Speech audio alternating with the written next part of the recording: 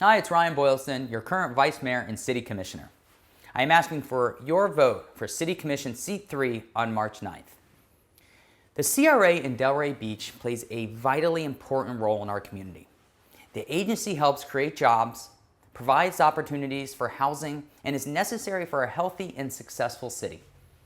First, let's go back a few years. In 2018, shortly after I was sworn in, my colleagues decided to take over an award-winning CRA that had been independent for 25 years. I was the lone dissenting vote. Although I disagreed with the decision, I think I disagreed with how it was done even more. Without a workshop, without discussion, without community meetings, and without proper public notice, the current CRA board members and staff had no idea that this drastic change was even on the table, let alone happening. I was told it was to make the board less political and more accountable. I would say that neither has been true. In my opinion, it was done because of power. Power to wield a $40 million budget. Power to have full control rather than properly appoint a board with specialized professionals rather than political allies. So, do I think the CRA board should be independent again? Absolutely. Do I think that we need to put in place a new process for appointments, a new procedure for qualifications? Absolutely. I hope to see the CRA board transition back to a new revised independent board in the near future. Till then, we will stay focused on the CRA's 3 core principles stated in our mission: eliminate blight, create a sustainable downtown, and encourage economic growth. CRAs are more complex than people give them credit for.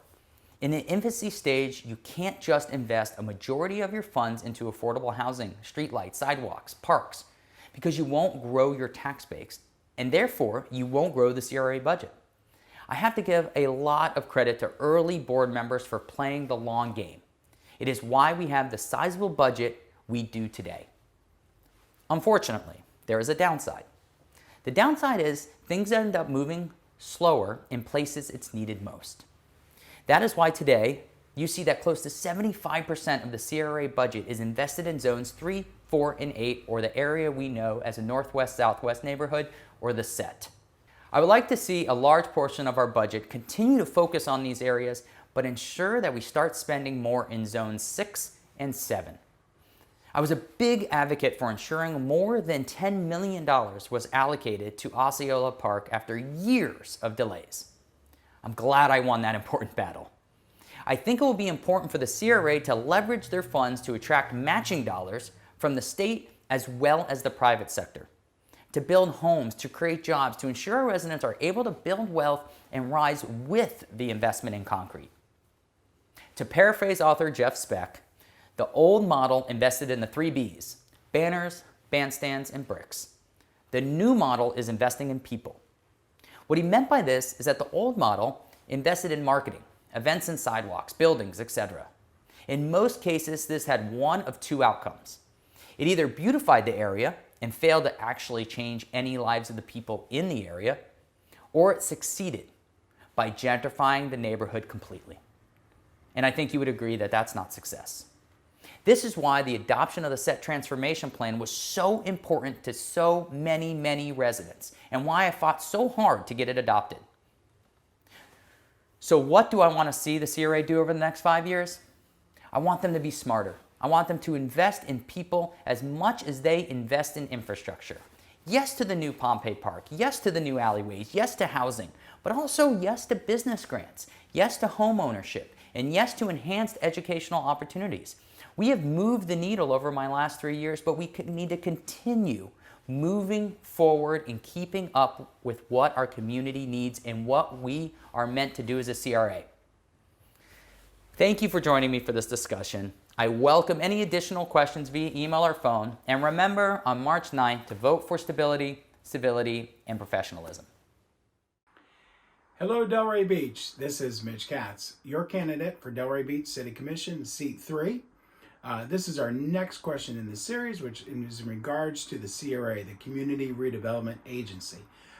The question most importantly asked is, should the City Commission turn over a $40 million plus budget back to an independent only CRA board, which in theory sounds good. But again, hear that number, over $40 million. That is a very large percentage of our entire tax base that taxpayers are paying for the entire city. What the commission did a couple of years ago was disband the independent board and make a hybrid board. So you have the 5 elected officials and then 2 appointed community members of the board. So you still have some independent members of the board, but at the end of the day, the majority of the board is held accountable to the taxpayers and the voters. And that's what's important, because there has been decisions that are made by the CRA board that you as citizens probably would have said, I don't want that person on the board. And it was impossible to get rid of a board member because you couldn't vote for them.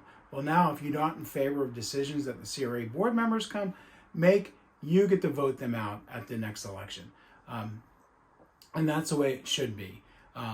So I am not in favor of returning to the status quo. I want to move forward. The last couple of years, the CRA has done a great job in finally delivering their promises to the southwest, northwest side of our communities, repaving roads, alleyways, getting projects done, building houses, instead of what the previous board had done was basically give millions and millions of dollars to develop east of Swinton on Atlantic Avenue, which made no sense at all. Even the IPIC is a great example of that. Corporate handouts made for corporate America so that wealthy businessmen could own yachts while people in our southwest, northwest communities would suffer. And we can't go back to that. So we need to make sure that we keep a board that is held accountable to you, the voters. And don't forget, on March 9th, you get that turn. You get to vote out my opponent and put me in that seat, and make sure that we're doing the right things for our taxpayers. Thank you.